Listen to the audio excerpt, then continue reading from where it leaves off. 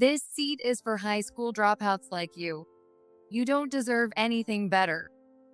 I was stunned when Monica pointed to the bench in front of the restroom and said that. Just as I was about to snap back at Monica, who was laughing and recording with her smartphone, something unexpected happened. Long time no see. How have you been? A renowned doctor, respected by my brother Ted, called out to me. Monica, realizing who I was, fell to the ground in despair. My name is Emily. I live with my father, mother, older brother, and myself. My brother Ted, who is a doctor, has always been very smart and kind. My parents doted on Ted, and I also looked up to him. However, at some point, I started feeling that only Ted was being loved. Of course, now that I'm an adult, I understand that's not the case. Still, as a child, my feelings of inferiority led me down a path of delinquency. After graduating middle school, I didn't go to high school and became a part-time worker. Even so, my father, mother, and Ted never gave up on me.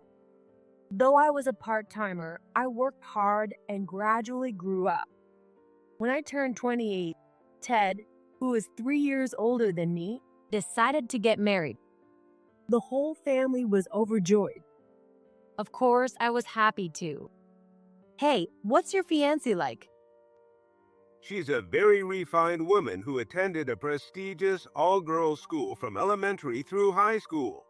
She graduated from an overseas university and is very smart and wonderful.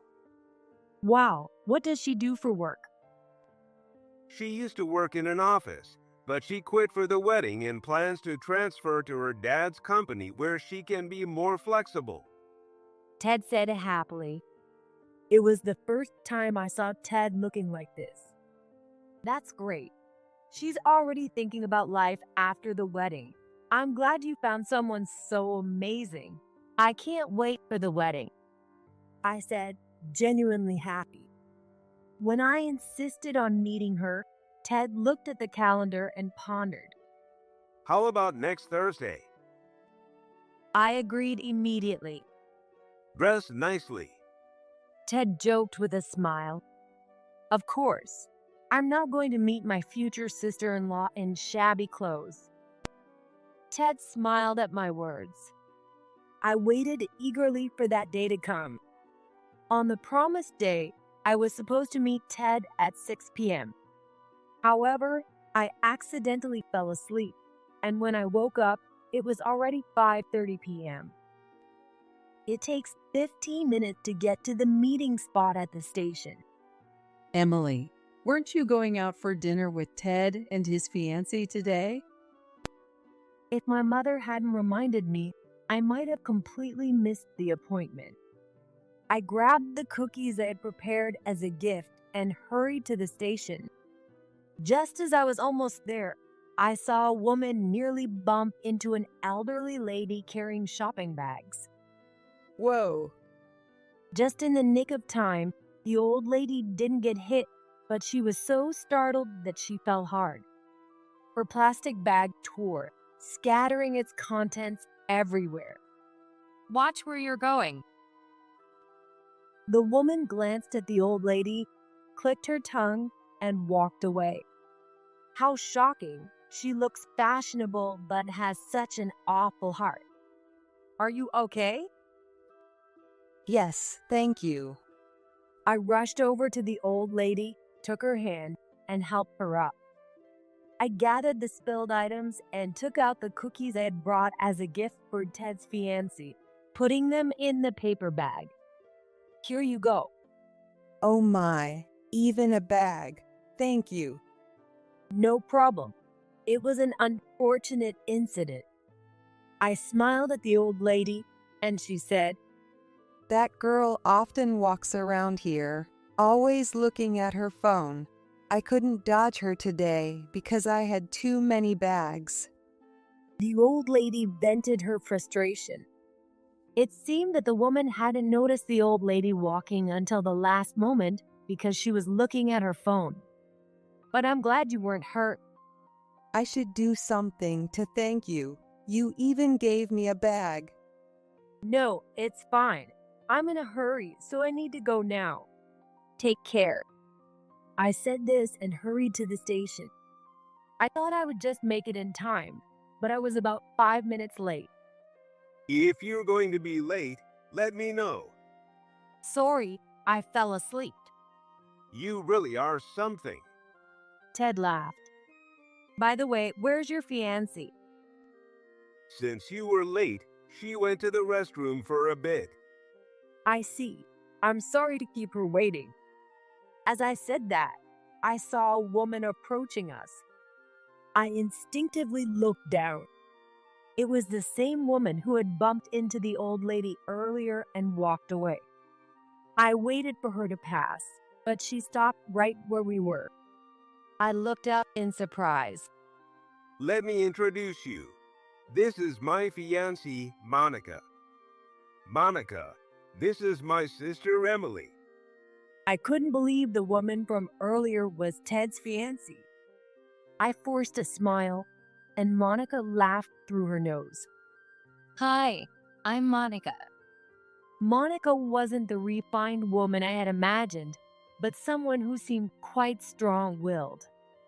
She was far from the wonderful person Ted had described. Maybe it was because I had seen what happened earlier, but I couldn't help feeling uneasy about her words and actions. Were you okay being late? Sorry, I fell asleep without realizing it. Oh, in the middle of a weekday? Well, it happens. Monica laughed mockingly. That irritated me a bit, but I pulled myself together, handed over the gift, and introduced myself. I'm Emily, Ted's sister. Nice to meet you. However, Monica looked at the cookies and said with a puzzled expression, Didn't you even have a paper bag? I thought you bought them for yourself. Good thing my bag is big today. Thanks. Although she said thank you, I didn't feel good about it. Ted, who had seen the whole interaction, didn't say anything about our conversation. Shall we head to the restaurant? Wait a minute. Monica sidled up to Ted, speaking in a sweet voice, and walked beside him.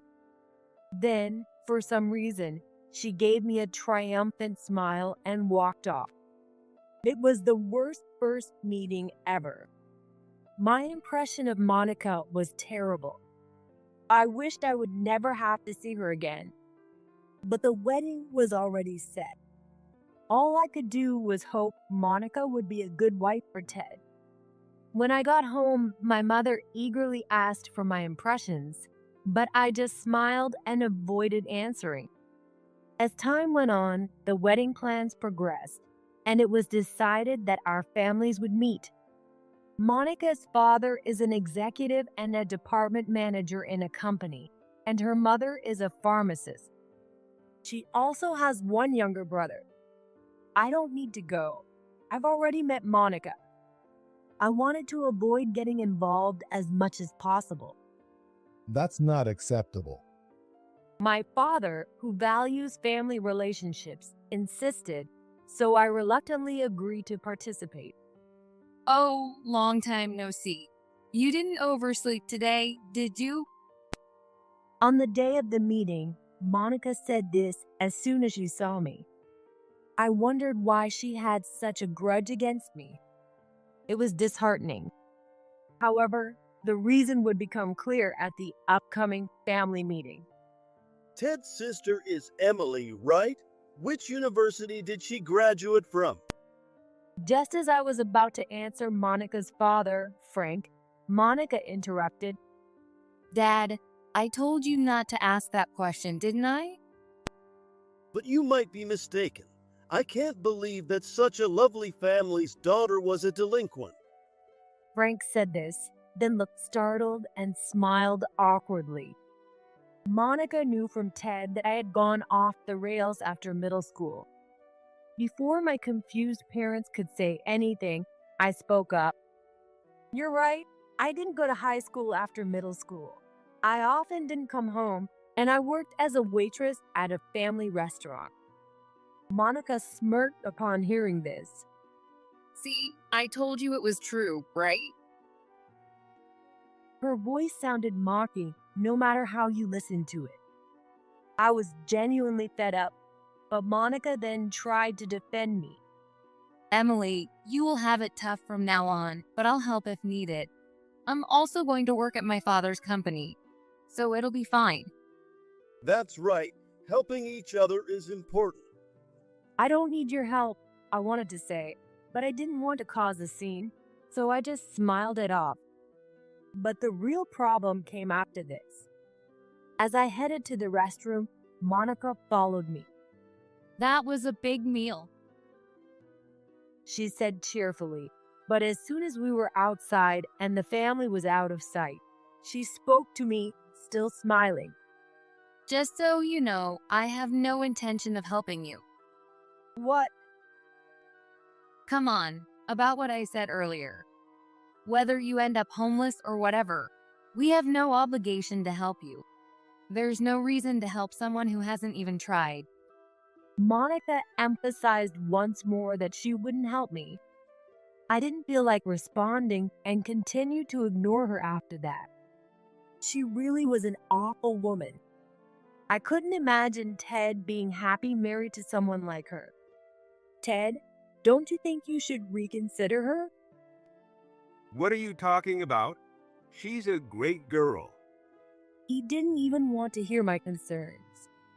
And so, unable to give my blessings, the wedding day arrived.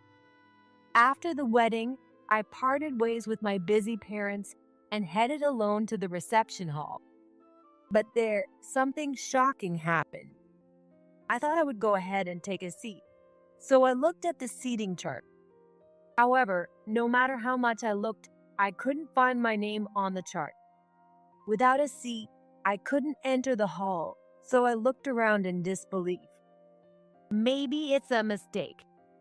I wanted to confirm, so I looked for a staff member.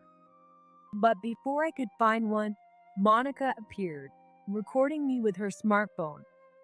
Hilarious. Apparently, she had been filming me panicking over the seating chart from the shadows. Monica said to me, her eyes wide with mockery.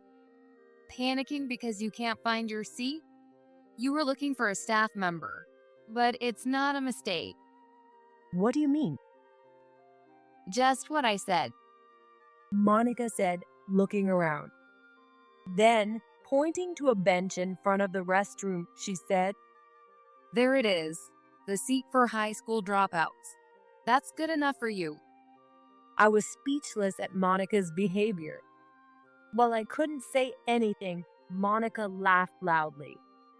Just as I was about to snap back, someone approached us. Noticing his presence, Monica stopped laughing and closed her mouth in surprise as she saw him. Long time no see. How have you been? His name was Sam Johnson. He was Ted's respected boss and a renowned doctor in the community. Monica forced a smile at Sam's words. Sam, today is. However, Sam ignored Monica and spoke to me. Congratulations on Ted's wedding today. What a beautiful day it has turned out to be. Monica looked genuinely shocked that Sam was addressing me. And no wonder, since Sam was speaking to me respectfully with a smile.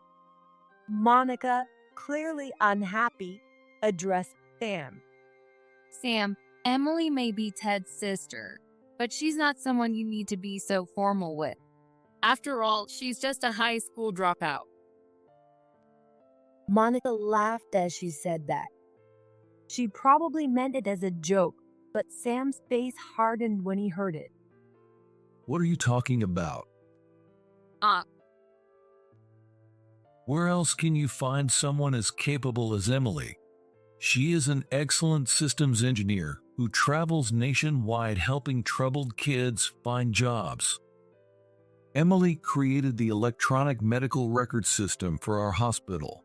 Many of the staff we have were brought in through her connections. Without Emily, our hospital wouldn't function. Sam explained to Monica. Monica looked utterly incredulous. But everything Sam said was true. After graduating middle school, I did go astray for a while. However, I decided that this wasn't the way to live. So I enrolled in an online high school and graduated from a technical school to become a systems engineer. I chose to become a systems engineer due to the influence of a friend I met during my troubled years. This friend was incredibly knowledgeable about computers and could even hack. Thanks to him, I also became quite proficient with computers. I turned my friend's hacking skills on their head, creating systems that couldn't be hacked, and sold them as a freelance systems engineer to organizations and companies handling personal information. This brought me considerable income. With a setup that allowed me to work from anywhere with a computer, I traveled around the country supporting young people who had strayed off the path, just like I once had. Sam patiently explained everything to Monica. Monica turned pale and couldn't say a word. I laughed at Monica's discomfort. Just then, I heard Ted's voice. Monica, what are you doing here? We need to get ready. The staff has been looking for you. Ted called out to Monica, but when he noticed Sam and me, he straightened up. Sam, thank you for being here today. However, Sam's expression remained stern. Ted, are you really going to marry this woman? Then Sam said in exasperation. Monica raised her head in surprise at his words. What? Did you know that Monica has been harassing Emily? What do you mean? I was also surprised by his words. Apparently, Sam had seen Monica mocking me and stepped in to intervene. Just a while ago, she was even filming a video while making fun of Emily. Ted's face hardened at those words, and he held out his hand to Monica. Show me your phone. What? Show me the video you just took. Ted's angry voice echoed. Monica, nearly in tears, handed her phone to Ted. The phone contained a recording of our earlier interaction. Ted watched it with a stern expression. When the video ended, Ted said, Sam, I'm sorry you had to see such a disgraceful scene. Thank you for standing up for Emily. Ted, there's a reason for this. Without looking at Monica, Ted said, The wedding is off. Today's reception is also canceled. What? I can't marry Monica. I was also shocked by Ted's words, but Monica just kept sobbing and repeating, I'm sorry. Ted shook off Monica's clinging arm and apologized to Sam. What followed was chaotic. The staff, shocked by the cancellation, hurried to Ted to ask what had happened. The guests, unsure of what to do, started murmuring. My parents seemed to be explaining and apologizing to their work-related guests. Ted, I know Monica did something wrong, but this happens in marriages. Can't you forgive her just this once? Frank hurried over to Ted, trying to smooth things over. But Ted wouldn't budge. What's happening? Is the wedding canceled? Someone addressed us in the midst of the commotion. Frank straightened up when he saw her. Sarah. It seemed she was an important figure in Frank's company. Since Frank was an executive, it was likely that many of his colleagues had been invited. Sarah looked straight at me and smiled. Oh, Aren't you the one who helped me when I fell? You gave me the bag of cookies. For a moment, I wondered what she was talking about, but I quickly found the answer. Oh, from that time. You helped me a lot then. Thank you so much. Are you Monica by any chance? No, I shook my head with mixed feelings at Sarah's happy smile, and Frank said, No, she's Monica's fiance's sister. Monica, this is Sarah, the chairperson. Introduce yourself. Urged by Frank, Monica wiped her tears and stepped forward to Sarah. Seeing Monica, Sarah's face tensed and her tone changed. You? Yes, I'm Monica. Nice to meet you. My father speaks highly of you. Nice to meet you. No, we've met before.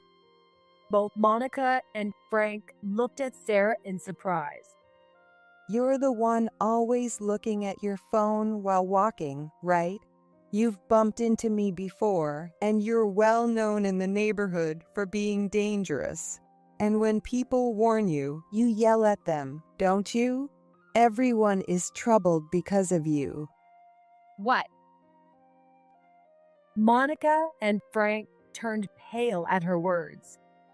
Of course, I'm one of the people you've yelled at. That time, Emily helped me.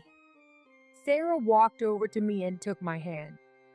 I heard earlier that you support young people. This is sudden, but our company needs talent. If you could introduce some, that would be great. What? Of course. Thank you so much. I thanked Sarah. Now, even more young people could find jobs. What a blessing. Sarah, about hiring Monica. I'm sorry, but that offer is off the table. What? Please reconsider. Maybe it's you who should reconsider how you've raised your child. While some people work hard to help others, some can only belittle others. I'm old, but I still have a good eye for people. I decide whom to hire. Monica and Frank sat down in despair. Neither of them could lift their heads, and they remained there in silence for a while. In the end, Ted and Monica's wedding was canceled. Monica's parents, embarrassed in front of Sarah, apologized to me profusely. They offered to cover all the wedding costs as compensation and did not ask Ted for any penalties for the broken engagement. The only saving grace was that they hadn't filed the marriage certificate yet. Our lives remained unchanged. But things were different for Monica. She had been looking forward to a carefree life, thinking she was marrying a doctor. But all those plans fell apart.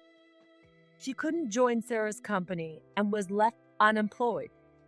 On top of that, her parents were furious and kicked her out of the house. When you said you wondered if I was really going to get married, I should have taken the time to learn more about Monica. I'm sorry for not listening properly. Ted apologized to me. I said it because I was worried about your happiness. It all worked out in the end. Now, I pray that Ted finds true happiness in his future marriage. Meanwhile, I have received an official request from Sarah's company to facilitate job placements. Although many of them have a past involving delinquency, most of them are earnest and determined individuals.